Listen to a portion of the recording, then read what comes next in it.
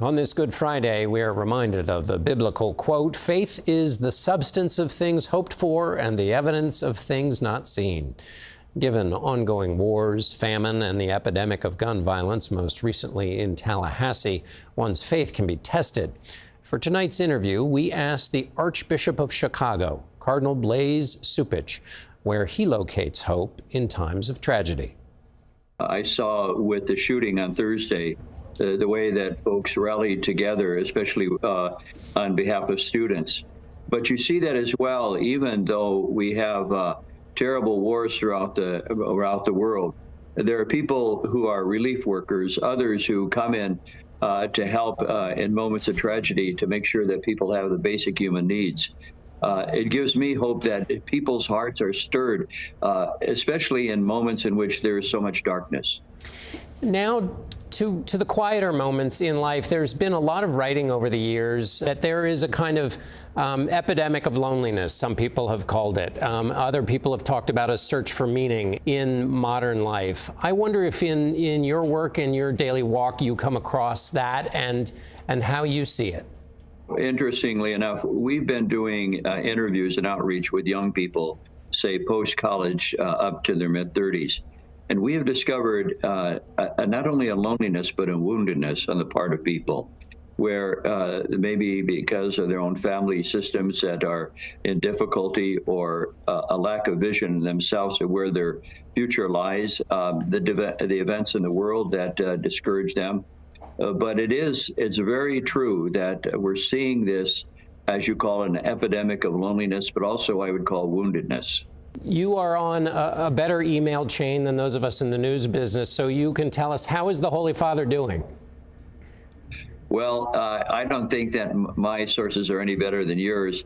I do hear from people in Rome that he's got a lot of gas in the tank. On Thursday, he went to a prison to visit with inmates, greeting all 70 of them individually. So he's not backing off. I know he needs to take care of his health and recuperation, but he's not an individual who's just going to let the days go by without being involved. How do you see the people who are discussed in the modern political context in America, whether it's migrants who are not in the country legally or migrants who have been accused of crimes? How do you think about them with respect to that mission and that message of Christ? Well, of course, every country has an obligation to secure its borders and also to protect people from crime. But I see that the vast majority of people who are here without documents are hardworking people who love their families, who contribute to society, who do many tasks that otherwise would not be done because people don't want to take those jobs. And let's be honest that this whole moment that we're experiencing with the undocumented is because legislators have not done anything to fix a very broken immigration system. So I think there's a lot of fault to go around on everybody's part here. For those people who are looking for hope somewhere in their daily life, what would you point them to? Well, again, I would point them to the many good acts that people do each and every day. Of parents raising children, especially being with a sick child or a child that has a disability. I see it in the caregivers in hospitals. I visit a children's hospital often and see those nurses and first responders. I see people who are caring for their spouses in their elderly years, as my mother did with my father, who suffered from Parkinson's for many years.